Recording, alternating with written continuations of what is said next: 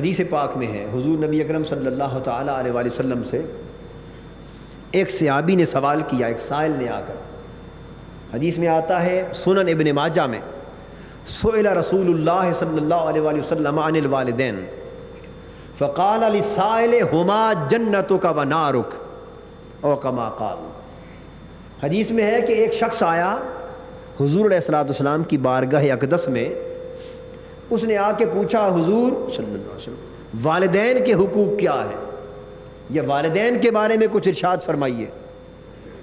والدین کی نسبت سوال کیا، اس پر آقا صلی اللہ تعالیٰ علیہ وآلہ وسلم نے اس سائل کو جواب دیا، والدین کی نسبت سوال کرنے والے ہما جنتوں کا و نارک، وہ تمہاری جنت بھی وہی ہے، تمہاری دوزخ بھی وہی ہے۔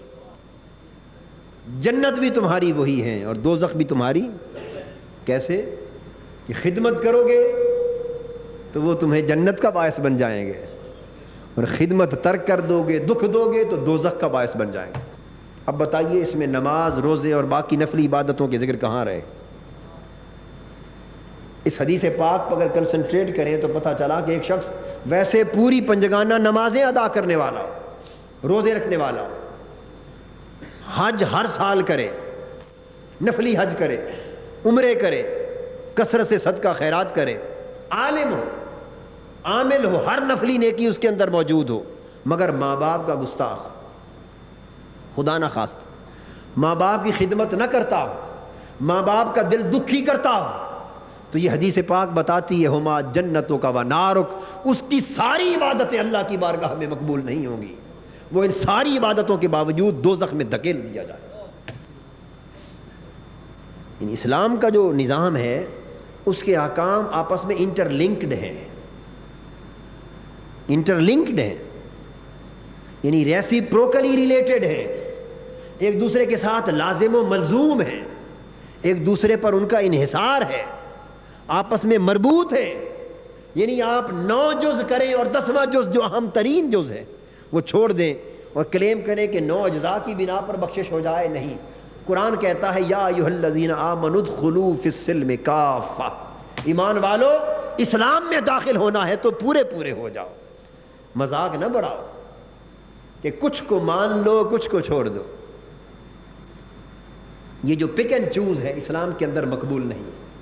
تو اسلام جو ہمیں زندگی عطا کرتا ہے وہ ایک ٹوٹیلٹی ہے، وہ ایک کلیت ہے، وہ ایک وحدت ہے جسے مختلف اجزاء میں منقسم نہیں کیا جا سکتا، اسے ٹکڑے نہیں کیا جا سکتا۔ اگر ٹکڑے کر دیا جائے تو پھر تو کوئی شخص مسجد کے انسان کے اعتبار سے بہتر ہو، کوئی گھر کے انسان کے اعتبار سے بہتر ہو، کوئی بطور شوہر کے بہتر ہو، کوئی بطور باپ کے بہتر ہو، کوئی بطور اولاد کے بہتر ہو، مگر تاجر کے طور پہ بے ایمان ہو، بددیانت ہو، ملازم کے طور پہ راشی بددیانت ہو، کوئی مسجدوں کے حقوق ادا نہ کرے، کوئی اللہ کے حقوق کا تارک ہو، کوئی سوسائٹی کے حقوق کا تارک ہو، تو پھر تو ہر کوئی ایک جز پکڑے اور سیدھا جنت میں چلا جائے۔ تو اسلام کا جو تصور ہے دین کل ہونے کا وہ تو سارا معدوم ہو جائے۔ اس لیے اسلام کی تعلیمات من حیث المجموع، من حیث الکل قبول ہونی چاہیے۔ تو فرمایا کہ ہما جنتک، اگر تو ان کی خدمت کرے تو وہ تمہیں جنت میں لے جانے والے، ونارک، اور ان کی خدمت ترک کر دے، بے ادبی گستاخی کا مرتکب ہو تو تیری ساری نیکیوں کے باوجود وہ بے ادبی گستاخی اور انہیں دکھ دینا تمہاری دوزخ کا باعث ہوگا۔ ایک اور مقام پر صحیح بخاری اور مسلم میں متفق علیہ حدیثات، ایک صحابی نے حضور علیہ الصلوۃ والسلام کی بارگاہ اقدس میں سوال کیا، فرمایا عرض کیا یا رسول اللہ صلی اللہ علیہ وسلم ای العمل احب الی اللہ، آقا اللہ کو سب سے زیادہ کون سا عمل محبوب ہے؟ اللہ کو سب سے زیادہ کون سا عمل محبوب ہے؟ یہ حدیث قابل توجہ۔ اللہ کو سب سے بڑھ کر کس عمل سے محبت ہے؟ یہ سوال کیا۔ اس پر آقا نے جواب دیا الصلاۃ علی وقتہا، نماز اپنے وقت پر ادا کرنا، اللہ کا محبوب ترین عمل نماز اپنے وقت پر ادا کرنا، محض ادا کرنا نہیں، اپنے صحیح وقت پر ادا کرنا تاکہ صحیح اہتمام قائم رہے۔ اس نے عرض کیا ثم ایون، یا رسول اللہ صلی اللہ علیہ وسلم اس کے بعد؟ نماز وقت پر ادا کرنے کے بعد اب بھی ساری کائنات میں اللہ کا محبوب ترین عمل کیا ہے؟ آقا نے فرمایا بر الوالدین۔ اللہ کی نماز کے بعد پھر ساری کائنات میں سب سے بڑھ کر اللہ کو محبوب عمل والدین کے ساتھ خدمت و اطاعت کی، والدین سے نیکی کے ساتھ پیش آ، بر الوالدین۔ اس نے عرض کیا ثم ایون، آقا اس کے بعد کیا ہے؟ فرمایا الجہاد فی سبیل اللہ، والدین کی خدمت کے بعد اللہ کی بارگاہ میں تیسرے درجے کا مقبول عمل اللہ کی راہ میں جہاد کرنا ہے۔ تو کیا معلوم ہوا کہ والدین کی خدمت جہاد سے بھی بولیے افضل ہے، کہ فرمایا لا تعبدون الا اللہ وبالوالدین احسانا، یعنی اللہ نے پہلا درجہ اپنی عبادت کا رکھا، عقیدہ توحید کا رکھا، اپنی عبادت و پرستش کا رکھا، اپنی بندگی اور طاعت کا رکھا، اور اپنی عبادت کے بعد دوسرا درجہ معاملات کے اندر والدین کی خدمت و اطاعت رکھا، حتیٰ کہ اللہ کی راہ میں جہاد کرنے تک کو والدین کی خدمت کے بعد رکھا۔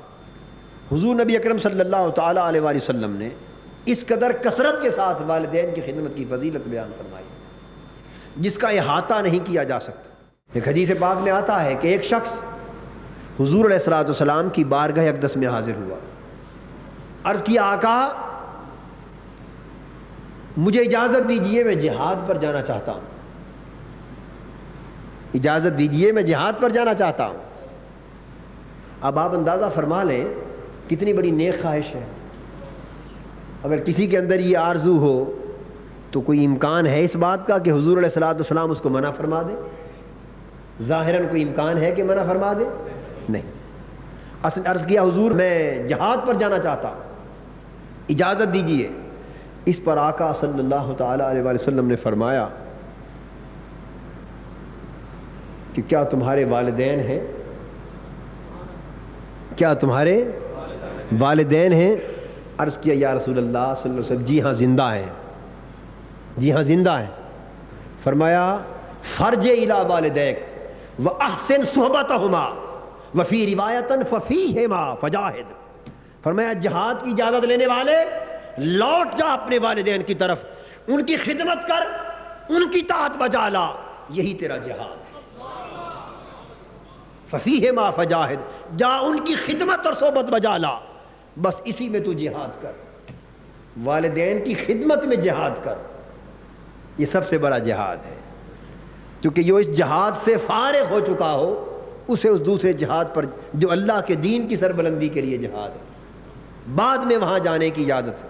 فرمایا احسن صحبتہما، اپنے والدین کی طرف پلٹ جا، ان کی خدمت بجا لا۔